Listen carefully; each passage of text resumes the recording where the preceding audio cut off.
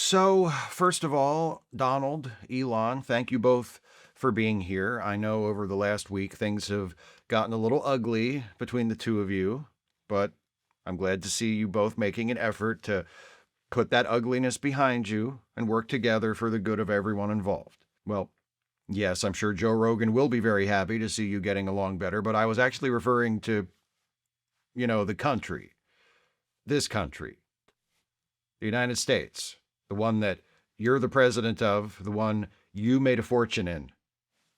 What country did you think I meant? Even though you seem to be getting along much better today, you're even holding hands. That's nice to see.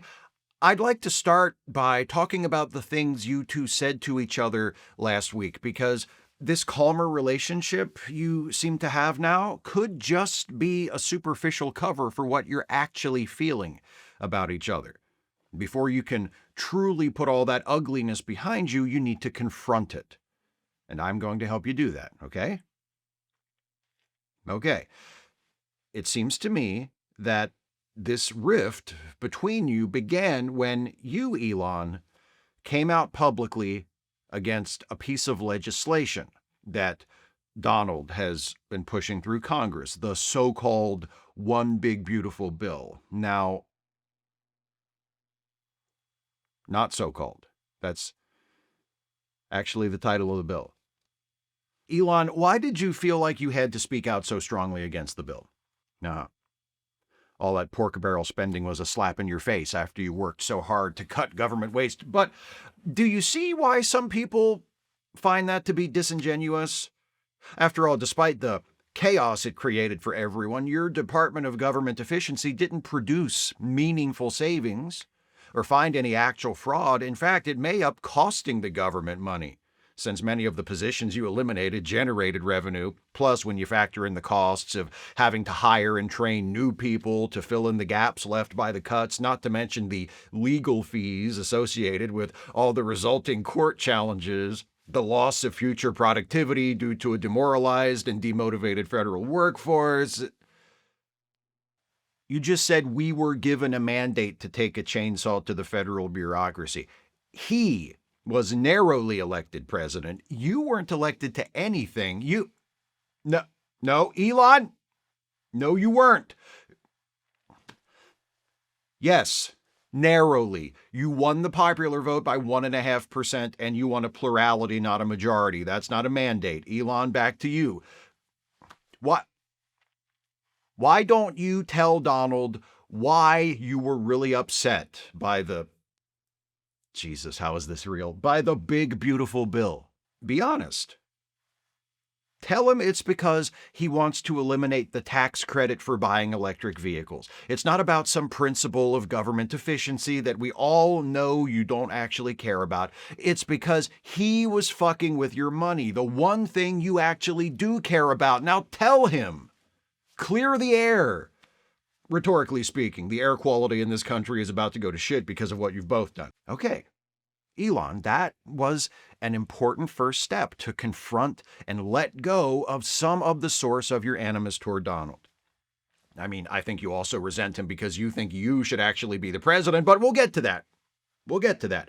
Donald, speaking of resentment, do you think you might resent Elon because you feel beholden to him?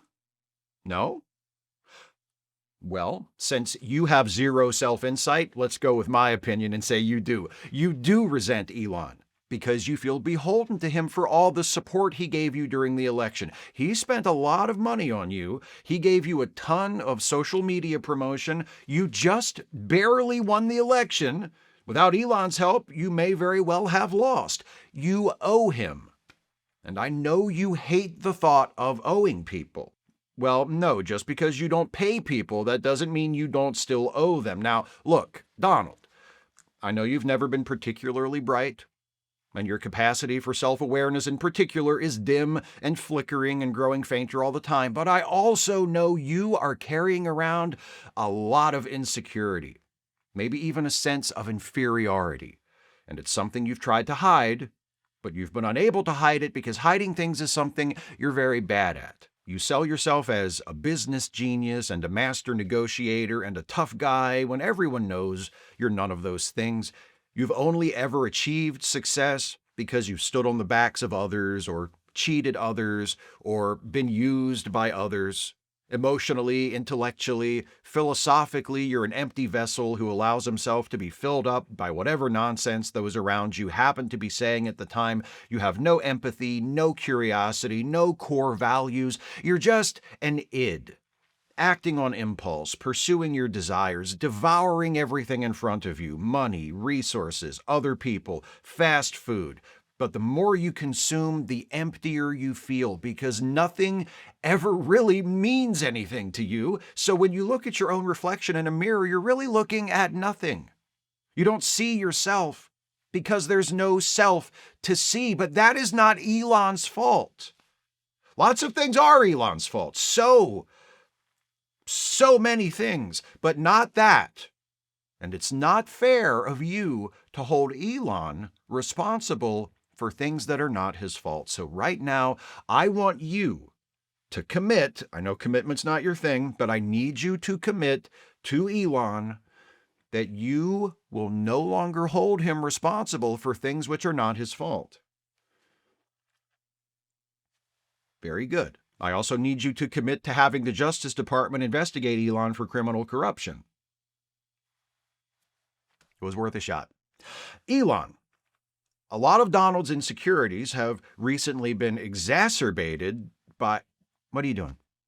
What's all this? Christ, did it just kick in? Oh, God. You are rolling right now, aren't you? Elon! Elon! Focus right here. Right here. A lot of Donald's insecurities have been exacerbated by his fear that you are trying to usurp his authority as president. Now, Donald just committed to no longer hold you responsible for things that aren't your fault. In return, I'd like you to commit to respecting Donald's position as the president. Can you do that? Can you make a gesture of respect? Not that one. Put your arm down. No, Donald, that was not very nice. You know, on the one hand, it's easy to see the conflict you two have been having with each other as inevitable because of who you are and the exploitative, abusive, ultimately cannibalistic way in which you both conduct your affairs. But on the other hand, you two should always have gotten along great because you have so much in common. Like what? Oh, so many things. You both have completely unwarranted confidence in your own abilities. You both have wildly inflated senses of your own intelligence. You both have delusionally self-centered worldviews. You're both, and I'm speaking informally here, this isn't a professional diagnosis, you're both toxically narcissistic. You both have incredibly thin skin and fragile egos, despite being two of the most powerful people on the planet. You both view that planet as something for you to strip mine for your own personal benefits. You're both absolute nightmare, worst case scenario parents. You're practically the same person. The main difference is he's actually a successful businessman. Don't start, Donald. His businesses depend on government contracts and subsidies, and most of his net worth is tied to the stock prices of his companies. He's no less of a fraudulent huckster than you are. I'm just saying he did manage to accumulate the kind of wealth you've always pretended to have, but it's not important. You are more alike than you are different. That's the point. All right, stop. Let's not backslide. You were getting along so well when you came in. We're almost done for today, but before we wrap things up, there is one last matter to take care of. In order for this truce between the two of you to really last, there needs to be trust. Elon, the other day, you made a very provocative threat to Donald, didn't you? About the Epstein files, saying Donald's name was in there. And Donald, you know that when Elon made the threat about the Epstein files, he was reacting to you threatening to cancel his government contracts. So we need to resolve this, because the two of you will never have true trust if one of you is holding something over the other. Donald, I want you to promise Elon that you will not vindictively cancel his government contracts. Very nice. Elon. That wasn't just an idle threat, was it? You know what I'm talking about. You wouldn't know if Donald's name was in the Epstein files unless you had a copy of the Epstein files, would you? Okay. Where is it? Dropbox. Can you email me a link? I just want to verify that you do have a copy. Thank you. I've got it. Looks legit. Oh, there you are. And again. And wow, you are in this a lot. And oh man, really? Him? That's disappointing. Okay, Elon. Now I want you to delete that file. Elon, do it. If Donald thinks you can release these files to the public whenever you want, this rift between the two of you will never close. Don't you want to get back on the same page? Work together for the good of the country, by which, again, I mean the United States?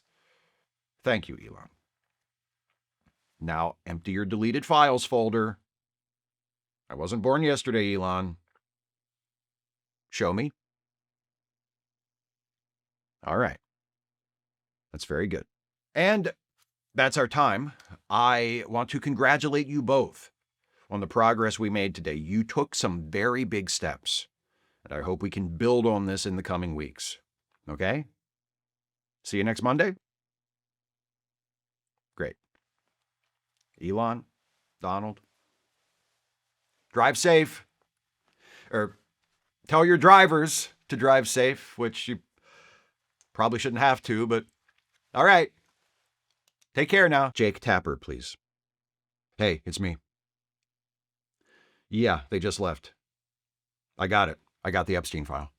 It was a piece of cake. I got him to send me a Dropbox link to it to verify that he had it.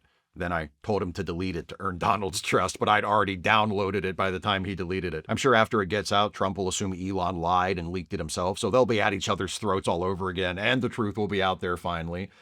It's win-win for everybody. Yes, he's in it. Obviously. So, yeah, I'll send it to you. Do you think you'll have time to get it on the air tonight? Is it too late? Why not? When, then? What do you mean it'll be great for your next book? No, I'm not giving it to you so you can sit on it until you can write a book about it. What is with you? No, you can forget it. The deal's off. In fact, you know what? I'm sending it to Mehdi Hassan. No, too late. It's done. Choke on it, book boy. Fuck you, Jake Tapper.